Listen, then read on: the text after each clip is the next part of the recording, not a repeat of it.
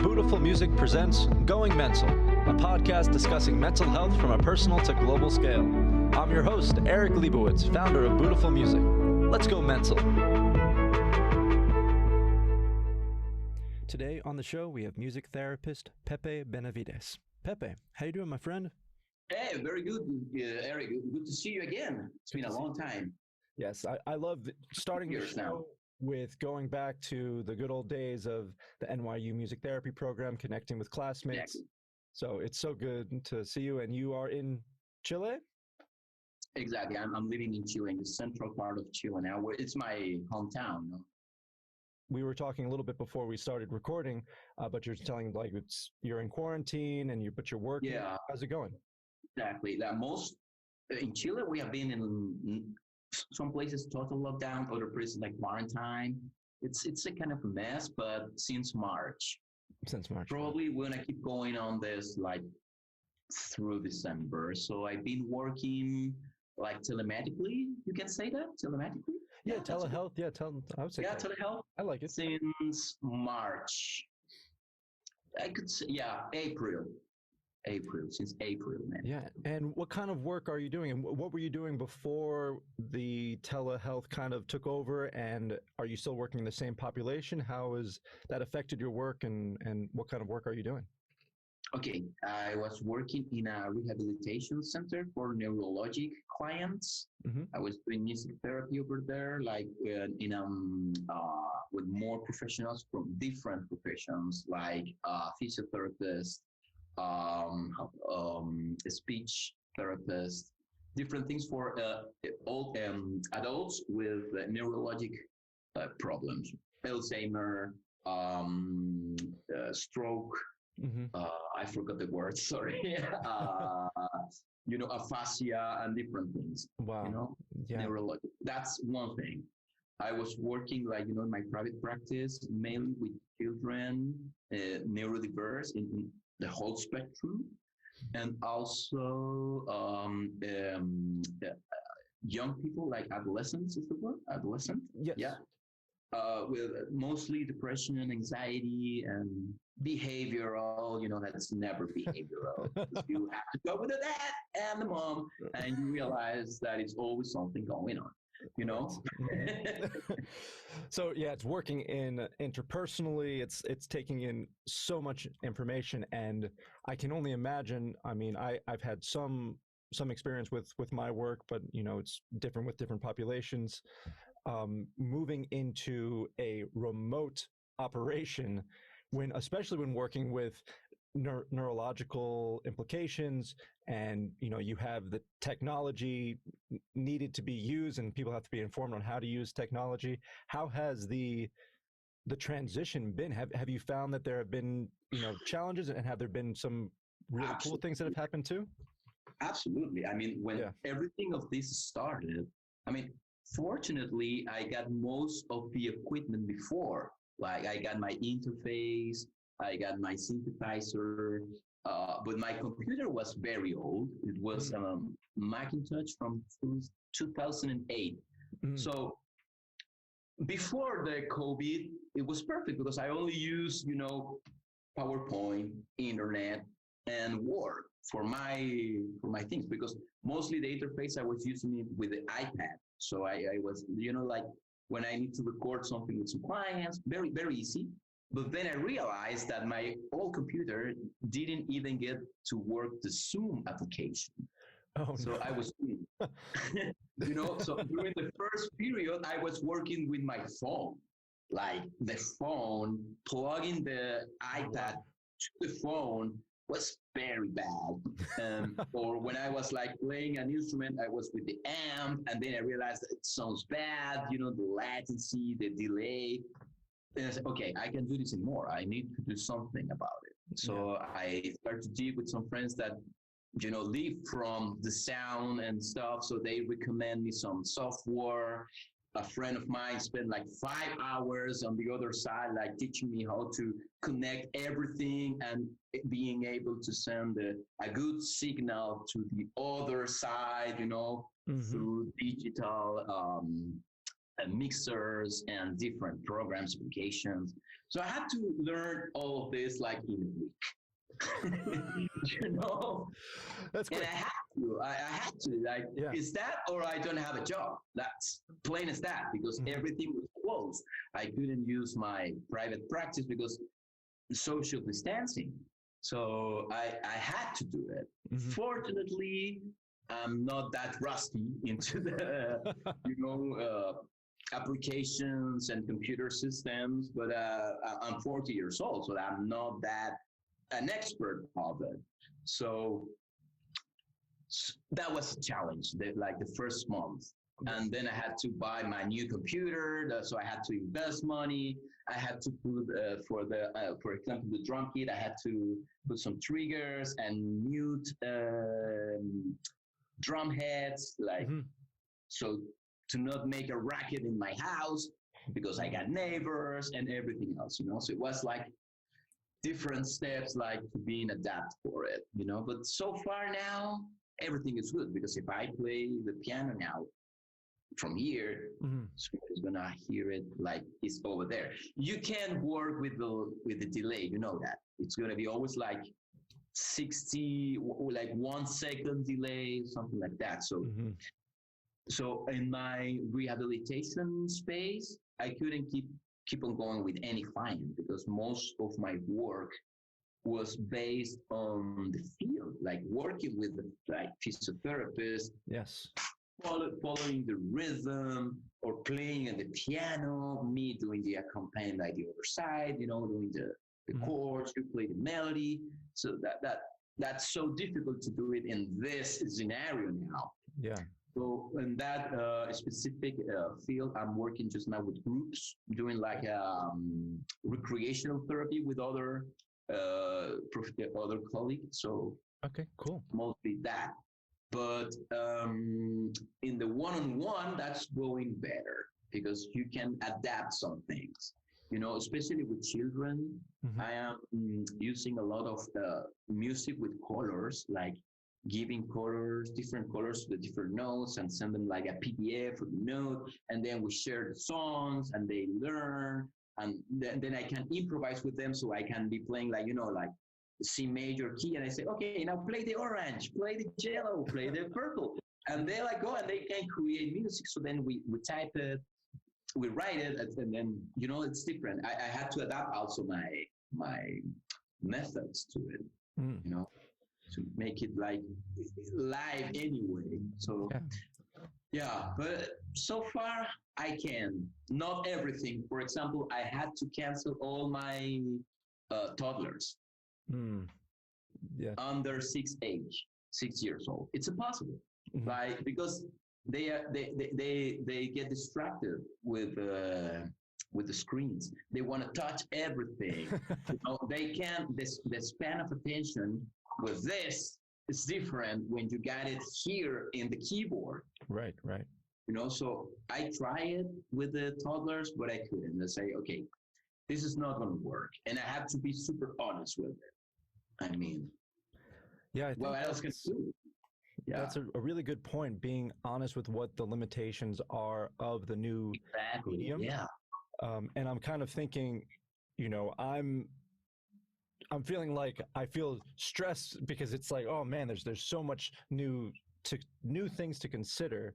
And I wonder, I'll ask one question, then a follow-up question, but this question is, has anything happened within these sessions that has surprised you that maybe couldn't have happened with, in person or something, or maybe just the fact that it was happening through a remote means? Like, what's been happening during these remote sessions that's different than being in person? What is happening? What I realize now is that the client has taken more responsibility of the work. Interesting. Yeah. Because he's on the other side of the screen. So if he doesn't get involved, there's no point to make it work. So I have seen this, like all the clients are more involved with their process now. It's funny because it's like, this is precious time.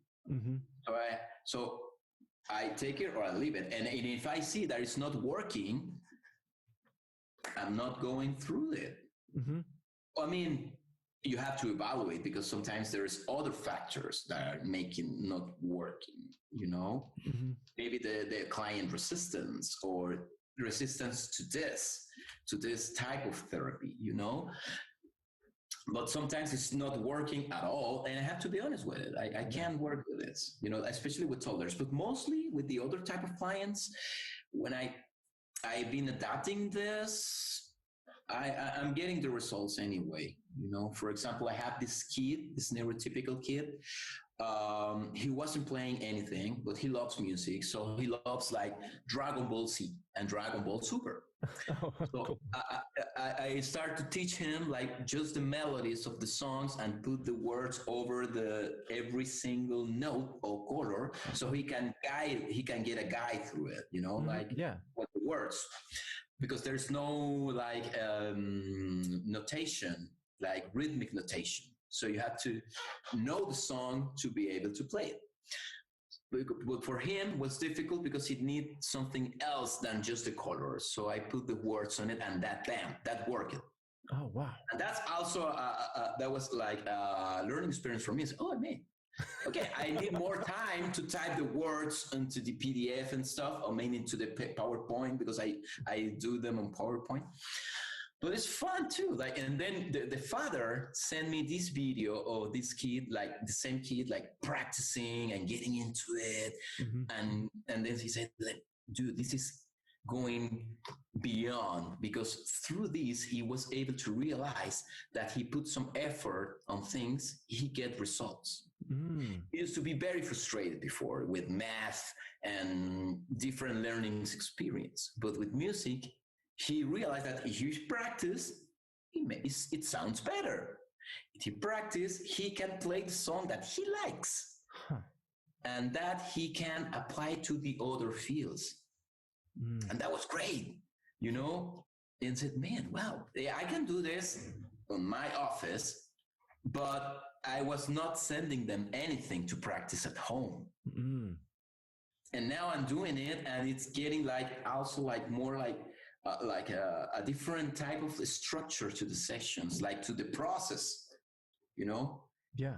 Because I need to give them something to work on it. It's not just the session, you know? For example, there's this another kid that I didn't knew at the beginning that you can actually draw with the Zoom application. Oh, yeah. And one day he told me, hey, can we draw? Can we draw? Let me check. I Googled, oh yeah, we can draw. So we start to do it, and then he's like, he's super into superheroes. So I put some music like from movies and stuff, and he most of the times he chooses, oh, let's hear the song from the Justice League trailer, that the Hallelujah. Yeah. And then we start to draw the superheroes, and he's also a superhero. And we made like a little comic book of it. Never done that in a session, and it works too, you know? Wow. So there's a lot of potential too in this type of work, and we haven't considered it yet before. Because of this kid that I'm talking to you that is into Dragon Ball, he lives in the southern region of this country. That it's gonna take me like 6 hours going from a plane, from home to a plane, from the airport, from airport to his home. Okay? And but now we can work, and it's working. You know? So amazing. I've never considered that option before. And that is something that we have to put like eyes on it. Yeah, it's interesting because I love the point that you're making about it puts more responsibility in the client, because now you aren't there to necessarily do a hand over hand action, or to maybe accidentally, with all the best intention, over guide. Exactly. But now they are there, and they're taking the full responsibility, and they are working almost twice as hard because they have to. And it's happening because of the limitations placed around it because of the remote. And it makes me wonder, does that ever come into the session? Are they talking about this is different being on remote, or, oh, I like it being on remote? Do you talk about the fact that things have changed and that it's remote, and does that come up in the sessions too? With the old clients, indeed, Yeah. indeed, With the because old clients you were saying? with my previous the clients that I already had before Oh, I see. Yes. the pandemic situation, they noticed the change. Of course, they noticed it.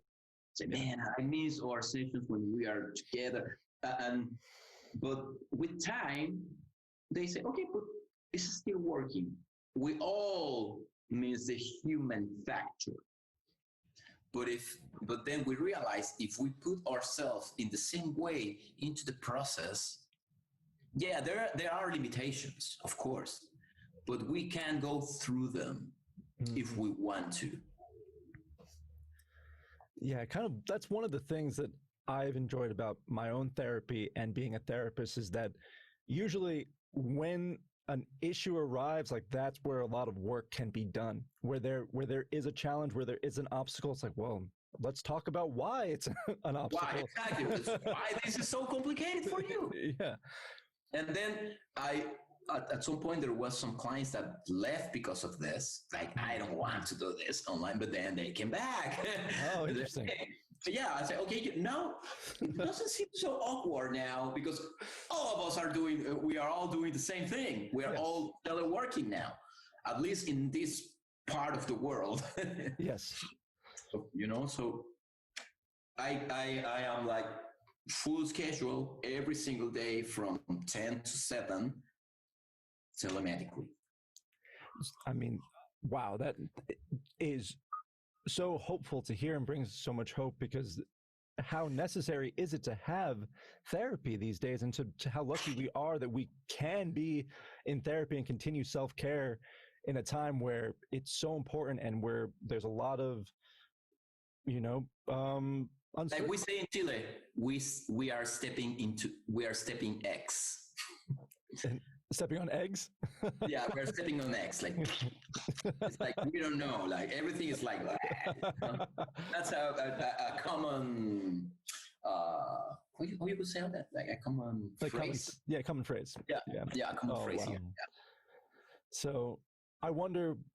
So going back to what my follow-up question was going to be, as you are talking about your clients adapting to this new way of working and new way of learning and new way of therapy, what has it been like for you to do for these adaptations? And you spoke about learning, but also beyond therapy, being a therapist, how do you practice self-care? And as a music therapist and musician, what have you been finding to be helpful to you to provide the best to your clients? One thing is therapy. Yeah. Okay, o sea, healing the healer. It's necessary, I got my own process. I got my therapist. I go to therapy every 2 weeks. Mm-hmm. I got appointment on this Friday actually. So that's essential, at least for me. It's like if I'm a healer during these crazy times and I'm not taking care of it, how can I heal? That's a good point. I think it's necessary. And so your therapy... I have to check my own things because we're all going through different things. This thing has affected us all at some point. Yes. To all of us. There is no one that is suffering no consequences of it, for good or bad. Yes. Even both. Mm-hmm. I love to be at home. And before we started talking, you were talking about that, good and bad, and emphasizing the positives. And it's nice to hear you say, like, you love to be at home and to benefit from that, and the benefit of seeing a child who may not otherwise be able to work with you, who's a 6-hour journey away, and that's just the time. That doesn't include the cost. And have you taken away from this experience something that when we go back to working in person, that you may hold as like a lesson learned from this? What's happening in your process? Yeah, actually, I don't know, because I have created different relationships with my clients. Mm. And some of them I'm going to be irresponsible if I say, okay, now we're going back to normal. I'm not going to work on with you anymore because you live so far away and I got my space. Why not? Yeah. So maybe I have to consider that I'm going to need spots for one-to-one work in the space and telematically. Because the goals are getting the word. They're getting met. They're being achieved. Yeah, they're being met and achieved. Yes. Anyway, so why not? If I got internet connection in my office, I can carry my computer and all my things are going to be there. So it's pretty much the same, you know? Is the child you work with that's south of you, 6 hours south of you, is that your farthest client? It depends because I have another 6 hours north. And so what has your process been like in getting these clients? Are they hearing of you? Is it through sort of... that was another learning experience. Yeah. Instagram. Really? Social media. Really? Yeah. There was 2 moments and I learned about that too. I did like a poster on Canva, the application for Google. Yeah. It's online, Oh yeah, I use it all the time. I did a poster, but at the beginning I put like I don't remember the word. It's like music for children, something like that. I create my own like page, not personal, but with a name of like a brand, you could say. Yeah. And I put some money on it, put some advertising, and people start to write. That was all. Amazing. It actually works. And because at some point I start to lose a lot of clients and, like in the middle, I say, okay, I have to do something. And say, how can I get into the world if I'm confined? Instagram, social media. I just spend like $30 during a month and I'm full schedule now. I had to do it once and that was it. And so I want to say please take this opportunity. I know you mainly work with people in Chile. Are you working anywhere else in the country, or like do you go beyond Chile to work? Yeah, I get like a client from. Oh no. She was in Chile, but her daughter, who was the person who contacted me, was not from Chile. Oh, I see. He was in Costa Rica or something. Yeah. But on the other place, I also started at the beginning, like to do some little, like, how you can call it, like little workshops about music therapy, like basic concepts and little excerpts, explanation, like the type of thing that we had in class. Yeah. I charge a little bit for it, like a 2-hour workshop, nothing like super big. And that actually works too, because from there I get another type of like connection, like professionals. Yes, totally. People who want to learn about what music therapy is, because it's so different in Chile, the reality of the music therapy field in Chile than America. It's so different. We don't have like a state regulation. We only have a little association. There are like 150 certified music therapists in Chile. Nothing more than that. I always compare. I always say, like, when I was working in the States or studying in the States, I knew that every single hospital has a music therapy department. Yes. You don't have that here. You have to apply to like funds to make to get into hospitals or something. And now I applied for some U.S. embassy projects for like students like me that study abroad with scholarship and stuff like that. Yeah. And we applied for like a grant to make a project with first responders during the pandemic, in hospitals. That's so great. There we get the money to do it. But we don't get the money from the state, from the government. We have to apply to other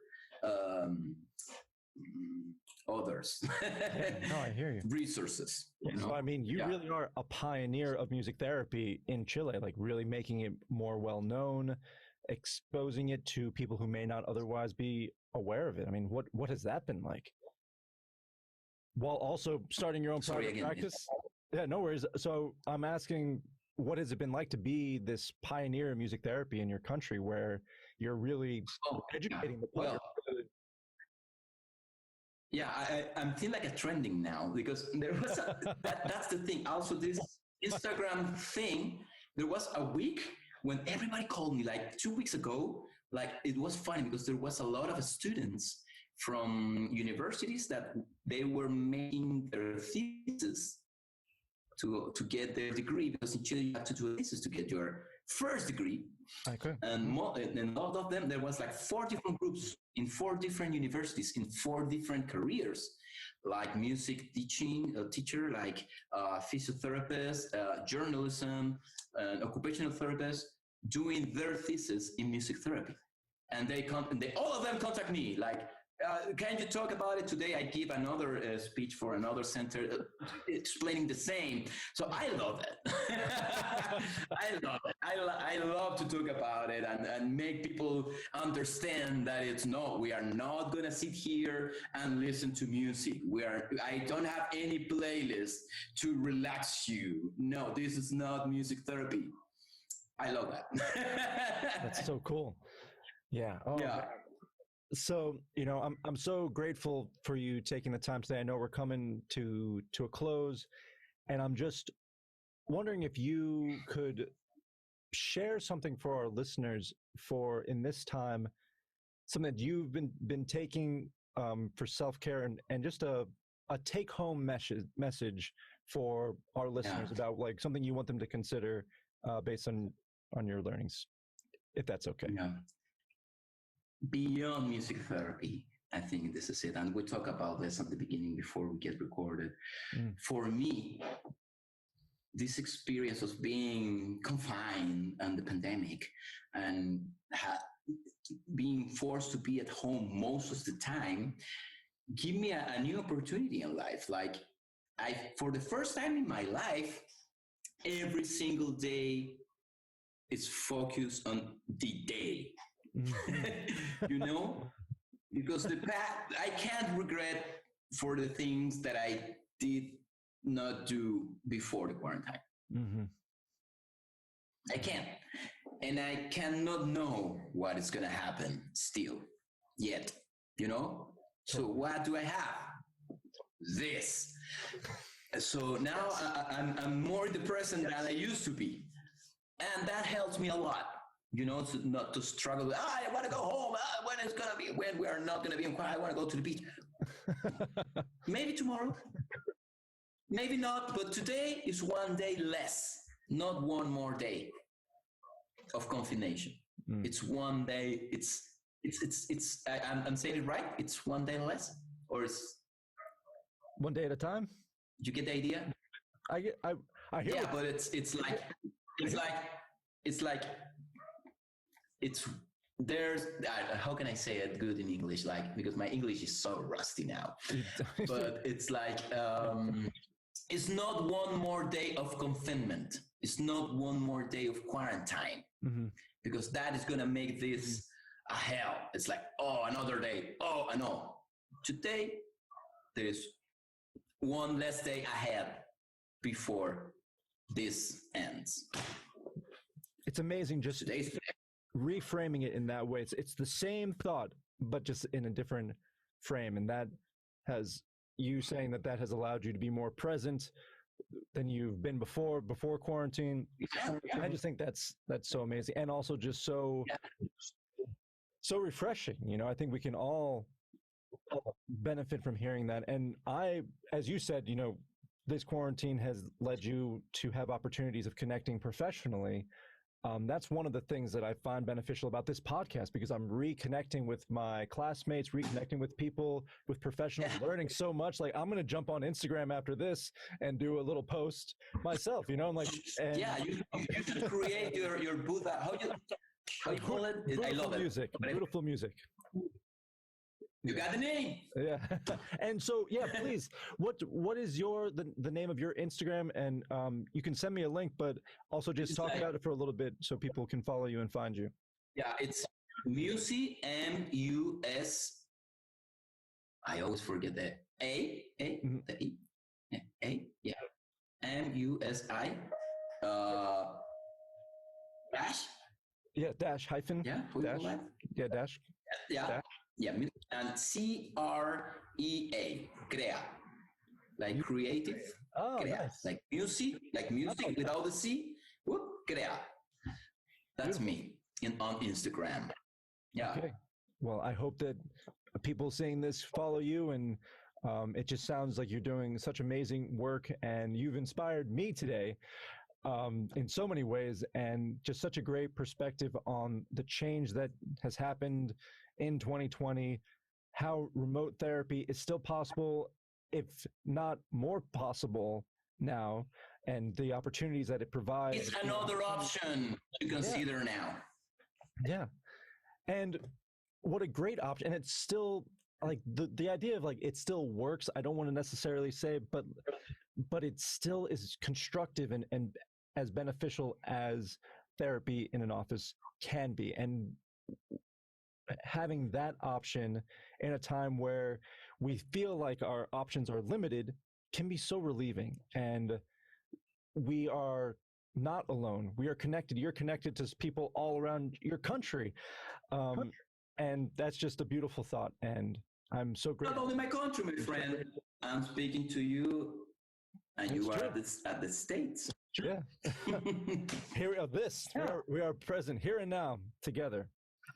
And it's so beautiful. So is there any I know you're a musician. Are there any projects you're working on? Any music you'll be sharing soon too?